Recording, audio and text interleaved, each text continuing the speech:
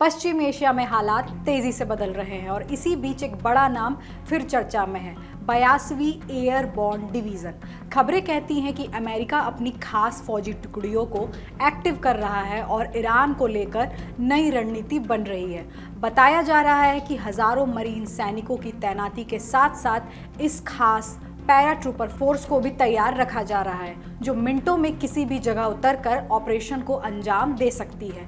लेकिन आखिर ये 82वीं एयरबॉर्न डिवीज़न है क्या? इसका इतिहास कितना खतरनाक और अहम रहा है, और अगर ईरान में इसका इस्तेमाल हुआ तो इसका मतलब क्या होगा? आइए आसान भाषा में समझते हैं। नमस्कार, मैं रिया दुबे और आप देख रहे हैं अमर उजाला। क्या है इस डिवीज़न के गठन का इतिहास? 82वीं एयरबॉर्न डिवीज़न की स्थापना 1917 में एक इन्फैंट्री डिवीज़न के रूप में हुई, जिसने 1918 में प्रथम विश्व युद्ध के दौरान फ्रांस में युद्ध में हिस्सा लिया। बाद में 1942 में इसे पुनर्गठित कर एयरबॉर्न डिवीज़न बनाया गया और 1944 में फ्रांस के नॉर्मेंडी में डी डे के दौरान उतरकर इसने मित्र देशों को जीत दिलाने में महत्वपूर्ण भूमिका निभाई। किन अभियानों से मिली पहचान? इस डिवीज़न की असली पहचान दूसरे विश्व युद्ध में इसके साहसिक अभियानों से मिली। 6 जून 1944 को डी डे ऑपरेशन ओवरलॉर्ड के दौरान इसके लगभग 6400 पैराट्रूपर्स को नाजी कब्जे वाले फ्रांस के नॉर्मैंडी में दुश्मन की सीमा के पीछे पैराशूट से उतारा गया था। इस रणनीति का असर यह हुआ कि जो जर्मन सेना अमेरिका के मित्र देशों की सेना आइलैंड फोर्सेस का सामना करने के लिए बढ़ रही थी, उसके लिए पीछे अमेरिकी सैनिकों का खतरा भी बढ़ गया। ऐसे में जर्मनी के लिए यह 2 दिशाओं वाला युद्ध बन गया। दूसरी तरफ अमेरिका ने दुश्मन की धरती पर सैनिक उतारकर अहम पुलों पर कब्जा किया, साथ ही अहम रास्तों को सुरक्षित किया और जर्मन सेना को होने वाली रसद और गोला बारूद की सप्लाई में बड़ा रोड़ा लगा दिया। 82वीं एयरबॉर्न डिवीज़न के सैनिकों ने इस दौरान 33 दिन तक बिना किसी राहत सामग्री के युद्ध किया और जर्मन सेना को उलझाए रखा। डी डे के अलावा इस डिवीज़न ने इटली के सिसिली में operation husky, operation market garden और बैटल ऑफ द बल्ज जैसे प्रमुख अभियानों में भी हिस्सा लिया, जिसने दूसरे विश्व युद्ध की दिशा गठबंधन बलों के रुख में मोड़ने में काफ़ी मदद की। इसकी बहादुरी के लिए इसे प्रेसिडेंशियल यूनिट साइटेशन से भी सम्मानित किया गया। कोरिया से लेकर अफगानिस्तान तक के युद्ध में शामिल रही यह डिवीज़न। दूसरे विश्व युद्ध के बाद से यह डिवीज़न अमेरिका के सबसे प्रमुख सैन्य बल के तौर पर काम कर रही है। इसकी पहचान रैपिड डिप्लॉयमेंट फोर्स की है, यानी इसे बेहद कम समय में किसी भी परिस्थिति के लिए तैनात किया जा सकता है।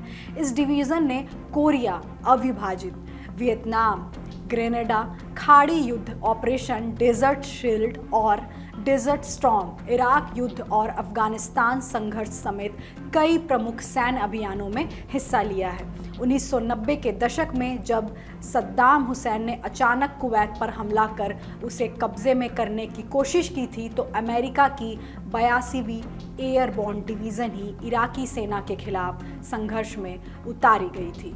अपने इस अनुभव और तेज प्रतिक्रिया की क्षमता की वजह से 82वीं एयरबॉर्न डिवीज़न को दुनिया के सबसे तेज और आधुनिक फर्स्ट इन स्ट्राइक फोर्स माना जाता है। क्यों खास है 82वीं एयरबॉर्न डिवीज़न? तेजी से तैनाती की खूबी। 82वीं एयरबॉर्न डिवीज़न को दुनिया भर में अपनी तेज़ी के लिए जाना जाता है। अमेरिकी अधिकारियों के मुताबिक आदेश मिलने के महज 18 घंटे के अंदर यह डिवीज़न अपने लगभग 3000 सैनिकों यानी एक पूरी ब्रिगेड को दुनिया में कहीं भी तैनात करने में सक्षम है। इसकी भूमिका पारंपरिक सैन्य बलों से भी अलग होती है और आमतौर पर आपात स्थिति में ही इन्हें तैनात किया जाता है। दुश्मन के इलाके में पैराशूट ड्रॉप। इन सैनिकों को दुश्मन की सीमा के पीछे उन इलाकों में पैराशूट से उतरने के लिए प्रशिक्षित किया जाता है जहां विमानों के लिए कोई सुरक्षित लैंडिंग जोन नहीं होता। इनका प्राथमिक लक्ष्य रणनीतिक बिंदुओं, प्रमुख क्षेत्रों, पुलों और हवाई अड्डों पर तेजी से कब्जा करना होता है। ऑपरेशंस को आकार देने में भूमिका। 82वीं एयरबॉर्न डिवीज़न लंबे और भारी युद्ध अकेले लड़ने के लिए नहीं बनाई गई है। इनका काम सबसे पहले घुसकर शुरुआती अनिश्चित माहौल को स्थिर करना और पीछे से आ रही भारी सेना जैसे मरीन या बख्तरबंद बल के लिए सुरक्षित रास्ता बनाना होता है। कम हथियारों वाले पैदल सैनिक चौंकाने की क्षमता। 82वीं एयरबॉर्न डिवीज़न की एक खास बात यह है कि यह भारी टैंकों या हथियारों पर निर्भर नहीं रहती। इसके सैनिक पैदल सेना को मिलने वाले मानक हथियारों, टैंक रोधी प्रणाली और पोर्टेबल संचार उपकरणों से लैस होते हैं। इनकी असली ताकत भारी गोलीबारी में नहीं बल्कि तेजी और दुश्मन को चौंकाने वाली लचीली गतिशीलता है। मानव रहित तकनीक और ड्रोन्स का इस्तेमाल। आधुनिक युद्ध के लिए यह बल स्मार्ट मशीनों का बड़े पैमाने पर इस्तेमाल कर रहा है, जिससे इनकी मारक क्षमता आम सेनाओं से 300% दर्ज की गई है।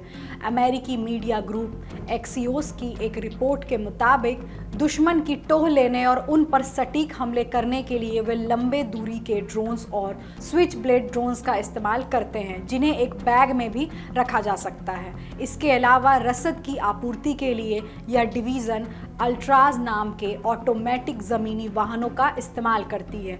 ये रोबोटिक वाहन 1000 पाउंड तक का वज़न उठा सकते हैं, 100 मील तक चल सकते हैं और नाइट विज़न जैसी तकनीक की वजह से रात के अंधेरे में होने वाली रसद आपूर्ति को और तेज़ी से पूरा करते हैं। आज़ाद निर्णय क्षमता और मानसिक मजबूती। इस डिवीज़न के सैनिकों का प्रशिक्षण शारीरिक और मानसिक रूप से बेहद कठोर होता है। युद्ध के मैदान में छितरे हुए माहौल और सीमित संचार के बीच इन पैराट्रूपर्स को बेहद दबाव में स्वतंत्र रूप से और वास्तविक समय में त्वरित निर्णय लेने के लिए तैयार किया जाता है। ईरान से युद्ध में किस तरह तैनाती की तैयारी कर रहा अमेरिका। हालिया रिपोर्ट्स के मुताबिक अमेरिका एक तरफ तो ईरान के साथ बातचीत की कोशिश करता दिख रहा है, वहीं दूसरी तरफ वह तनाव के बीच पश्चिम एशिया में 82वीं एयरबॉर्न डिवीज़न के 2000 से 3000 सैनिकों को तैनात कर रहा है। द वॉल स्ट्रीट जर्नल और न्यूयॉर्क टाइम्स की रिपोर्ट के मुताबिक युद्ध की स्थिति में इस सैन्य बल का इस्तेमाल खर्ग द्वीप, जो ईरान के तेल निर्यात के लिए बेहद अहम है, और होर्मुज जल डमरू मध्य जैसे संवेदनशील और रणनीतिक स्थलों को सुरक्षित करने के लिए किया जा सकता है। कुछ विशेषज्ञों का मानना है कि अमेरिका की पश्चिम एशिया में यह नई तैनाती ईरान के परमाणु कार्यक्रम को पूरी तरह ध्वस्त करने और सर्वाधिक परमाणु पदार्थों को कब्जे में लेने के लिए हो सकती है। आशंका जताई गई है कि अगर यह युद्ध जारी रहता है तो 82वीं एयरबॉर्न डिवीज़न क्षेत्र में भेजे जा रहे मरीन बलों के साथ बेहतरीन तालमेल बिठा सकती है। 82वीं एयरबॉर्न डिवीज़न के 3 तरह से इस्तेमाल की तैयारी। चलिए ऐसे समझते हैं कि पहले सिनारियो में यह डिवीज़न शुरुआती हमले कर ईरानी सेना का ध्यान भटकाए, जबकि इसके पैराट्रूपर्स पीछे से उतरकर दुश्मन पर हमला करें, जिससे ईरानी सैनिक घिर जाएं और होर्मुज खर्ग जैसे रणनीतिक इलाकों पर अमेरिकी नियंत्रण आसान हो सके। दूसरे सिनारियो में पैराट्रूपर्स पहले ही दुश्मन के अंदर घुसकर संवेदनशील ठिकानों पर उतरे, वहां मौजूद परमाणु सामग्री को अपने कब्जे में ले और फिर अमेरिकी सेना उन्हें तुरंत सुरक्षित बाहर निकाल ले। तीसरे सिनारियो में पैराट्रूपर्स एक साथ ईरान के कई हवाई अड्डों, परिवहन मार्गों और संचार केंद्रों पर कब्जा कर ले, जिससे आगे बढ़ रही अमेरिकी सेना को फायदा मिले और ईरानी सैनिकों के बीच भ्रम और संसाधनों की कमी पैदा कर अहम ठिकानों पर नियंत्रण स्थापित किया जा सके। कुल मिलाकर यह डिवीज़न सिर्फ एक सैन्य यूनिट नहीं बल्कि अमेरिका की तेज, सटीक और रणनीतिक ताकत का सबसे अहम चेहरा है। अगर इसे ईरान जैसे संवेदनशील क्षेत्र में उतारा जाता है तो इसका मतलब होगा कि हालात बेहद गंभीर मोड़ ले चुके हैं और किसी बड़े सैन्य ऑपरेशन की ज़मीन तैयार हो रही है। अब देखना होगा कि कूटनीति हालात संभलती है या फिर दुनिया एक और बड़े टकराव की तरफ बढ़ती है। इस विषय की जानकारी हमारे साथी कीर्तिवर्धन मिश्र ने जुटाई है। देश दुनिया की बड़ी खबरों को आसान भाषा में समझने के लिए अमर उजाला से जुड़े रहिए। वीडियो पसंद आए तो लाइक, शेयर करें और चैनल को ज़रूर सब्सक्राइब करें। आपके राज्य की खबरें, आपके शहर की खबरें सबसे पहले जानने के लिए देखते रहें अमर उजाला। चैनल को सब्सक्राइब जरूर कर लें और पाएं हर अपडेट।